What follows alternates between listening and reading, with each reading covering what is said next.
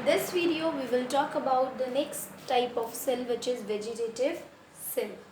Vegetative cell के बारे में वैसे तो हम लोग काफ़ी सारी बातें कर चुके हैं, बट अगर बाकी rest of different things rather than that the heterocyst, तो पहली चीज़ म्यूसिलेजिनस शीट जो है वो सेल वॉल के बाहर होगी, जैसा कि नॉर्मली प्रेजेंट होती है।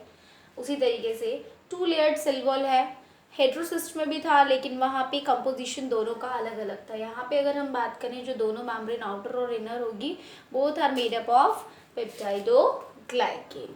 सेल मेम्ब्रेन लाइपोप्रोटीन की बनी होगी, यानी lipid and the protein content. अच्छा, वेजिटेटिव सेल को कुछ 2 पार्ट्स में हम डिवाइड करते हैं। लेट्स सी, अगर मैंने इसे वेजिटेटिव सेल यहाँ पे शो कर रही हूँ, अगर देखोगे तो साइड कॉर्नर्स पे जो ब्लैक डॉट्स दिख रहे हैं, जो कि पैरिफेरल रीजन है, सेंटर के अलावा पैरिफेरल कलर्ड पार्ट जो कलर प्रोवाइड कराता है, उसके लिए हम क्रोमो यूज करते हैं, क्रोमोप्लास्ट, है ना। तो same here that this part is chromoplast which is not in the central, that is in the peripheral region, and this also provide the color, so that this is a colored part. Rest of in the center where is the empty structure is present, this is central colorless part which is known as centroplast. ठीक है, या इसको कहा जा सकता है centroplast. Okay, so that vegetative cell is also divided into the 2 parts. Now we will talk about that something which is different with the heterocyst. Vegetative cells are typically prokaryotic cells. Why I have written here prokaryotic cells? Because overall जब हम monerans में बात करते हैं तो भी हम कहते हैं that all these are the prokaryotic cells. Same here that vegetative cells are prokaryotic cells. और prokaryotic cell के बारे में हमने overall सारी चीज़ें पढ़ ली है, तो क्लियर होगा।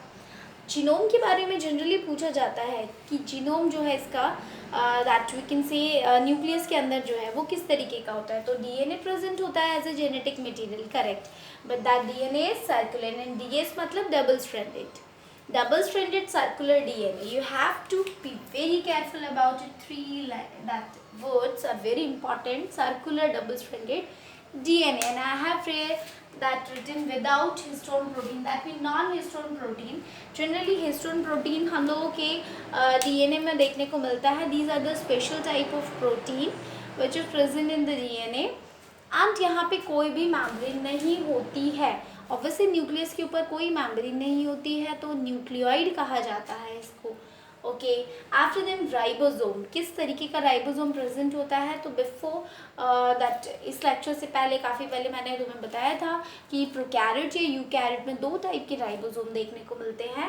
यूकैरियोट में generally 80S and in the prokaryote there are 70S type of ribosome are present.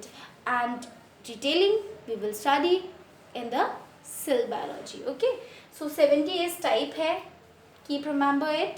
Cytoplasm में ग्रैन्युलर स्ट्रक्चर देखने को मिलता है, जैसे कि हमने अभी देखा कि पोलर नोड्यूल्स के बारे में बात कर रहे थे, और granular like structure. So granular like structure is formed and due to the ribosome also. उसके अलावा साइटोप्लाज्म में और क्या चीज़ें प्रेजेंट होती हैं? जो एक्स्ट्रा एडिशनल चीज़ें प्रेजेंट हैं, they are known to be a cytoplasmic inclusions. Inclusions are the other part which are present in the cytoplasm. One is gas vacuoles. Gas vacuoles are third type of vacuole. We can say that these vacuoles are present in the that vegetative cell of nostoc.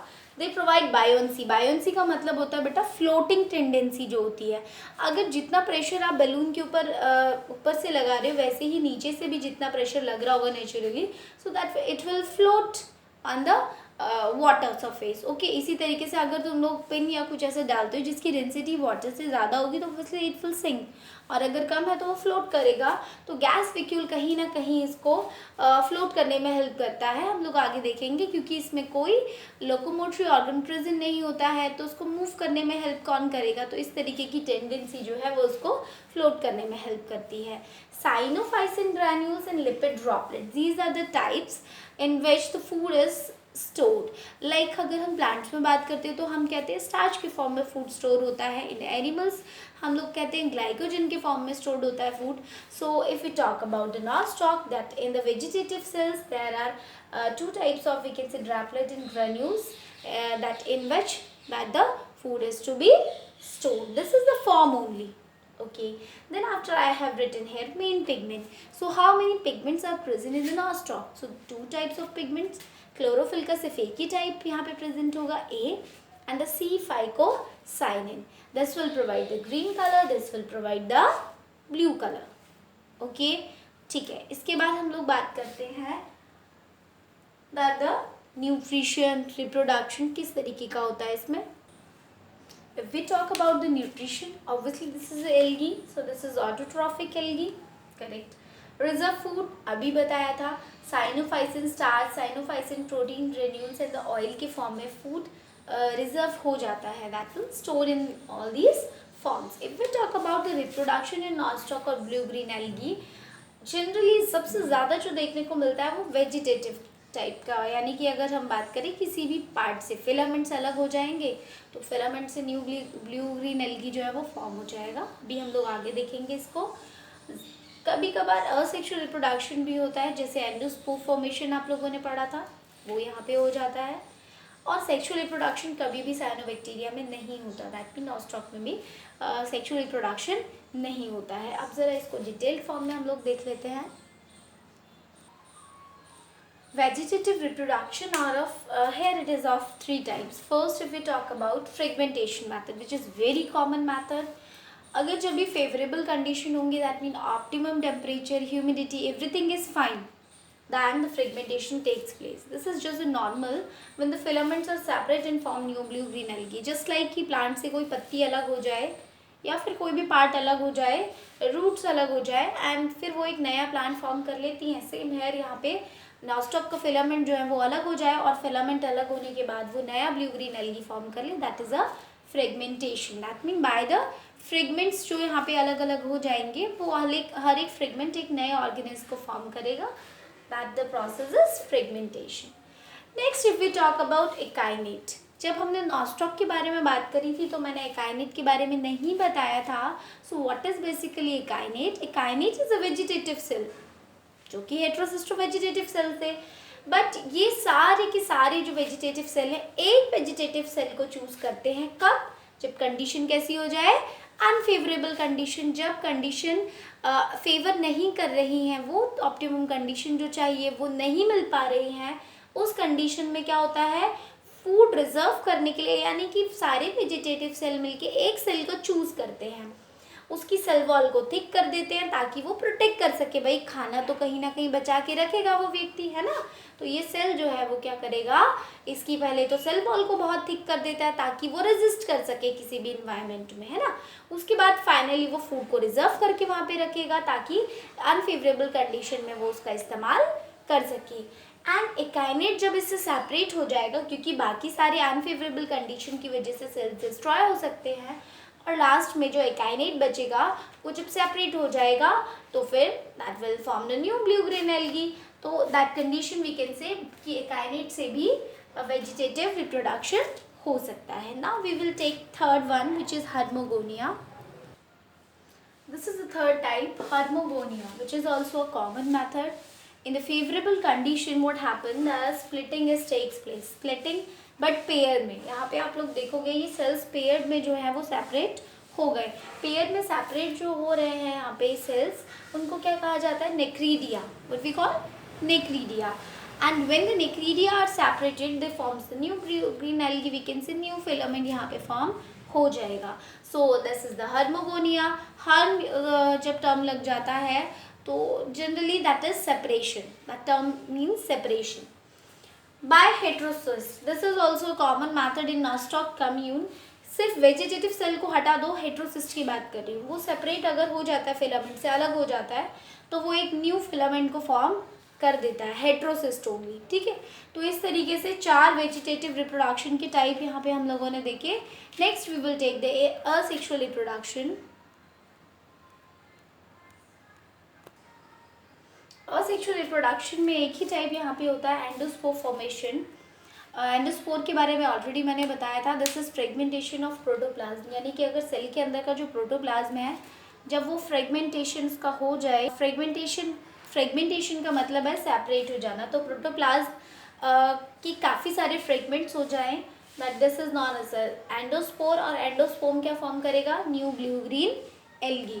और होता ये है कि जब endospore बनता है ना, इस ड्यूरेशन में रेप्लिकेशन होता है डीएनए का, that mean copying of the genetic material which is very essential for this process. If we talk about sexual reproduction, तो बेसिकली सेक्शुअल रिप्रोडक्शन इसमें नहीं होता है, तो मैंने पहले भी बता दिया। तो यहाँ पे हमने वेजिटेटिव और असेक्सुअल कंप्लीट कर लिया। Next we will talk about the movement. Okay, movement की बात करें तो यहाँ पे कोई मूवमेंट लोकोमोटरी ऑर्गन नहीं होता है इसमें cyanobacterium, we can say nostoc, sorry that nostoc में कोई भी यहाँ पे मूवमेंट के लिए प्रेजेंट नहीं होता लोकोमोटरी ऑर्गन। सो नॉस्टॉक कॉलोनी में मूव बाय ग्लाइडिंग मूवमेंट, यानी कॉलोनी में तो प्रेजेंट होता ही है, ये स्लिपरी क्योंकि म्यूसिलेजिनस शीट है ऑलरेडी बताया है, उसकी वजह से ग्लाइडिंग मूवमेंट इजीली हो जाता है। और बायोन्सी के लिए गैस वैक्यूल्स प्रेजेंट होते हैं। Now the important thing, question पूछा हुआ है, the first organism on the earth which started oxygenic photosynthesis, सबसे पहले स्टार्ट किसने किया? दिमाग में आएगा प्लांट्स, बट नो, एल्गी में ही है। Yes of course this is in the algae, but which one? Cyanobacteria, और we can say blue green algae. पहले बैक्टीरिया वाटर का यूज करते थे, सॉरी दैट हाइड्रोजन सल्फाइड का यूज करते थे इंस्टेड ऑफ वाटर फोटोसिंथेसिस में, तो जिसकी वजह से इसे ऑक्सीजनिक फोटोसिंथेसिस नहीं कहेंगे, बिकॉज यहाँ पे तो सल्फर लिबरेट होगा, ऑक्सीजन थोड़ी ना होगा। जब ऑक्सीजन होगा तो कहेंगे oxygenic photosynthesis. One more thing, smallest organism कभी भी पूछा जाता है then that is bacteria. But अगर जब हम बात करते हैं सेल वॉल ना होना, that deprived of cell wall, तब हम बात करेंगे तो we will talk about mycoplasma, जिसको कि हम नेक्स्ट लेने वाले हैं। तो ये कुछ छोटी छोटी सी इंपॉर्टेंट चीज़ें हैं जिनको आपको नोट डाउन करना है, याद भी रखना है। Chemosynthesis and the chemosynthetic bacteria. Chemosynthesis is generally when the light is not used in the process of food preparation, then that is chemosynthesis, which is occurs in total darkness. That means there is no light is needed. On the sea floor की बात हो रही है, क्योंकि bottom में अगर यहाँ पे ब्लू ग्रीन एल्गी ग्रो करती है, नॉस्टॉक ग्रो करता है, दैट मीन वहाँ पे लाइट नहीं अगर होती है तो वो डार्कनेस में फूड प्रोसेसिंग जो हो रही है प्रोड्यूस करने की, दैट इज द कीमोसिंथेसिस। और कीमोसिंथेटिक बैक्टीरिया क्या होते हैं? They are the producers, obviously they are autotrophic, so they are the producers and they will get the energy from chemical substances, यानी हम ऑर्गेनिक सब्सटेंस के बारे में बात कर रहे हैं, उनका इस्तेमाल करके ये फूड अपना प्रिपेयर करते हैं, नॉट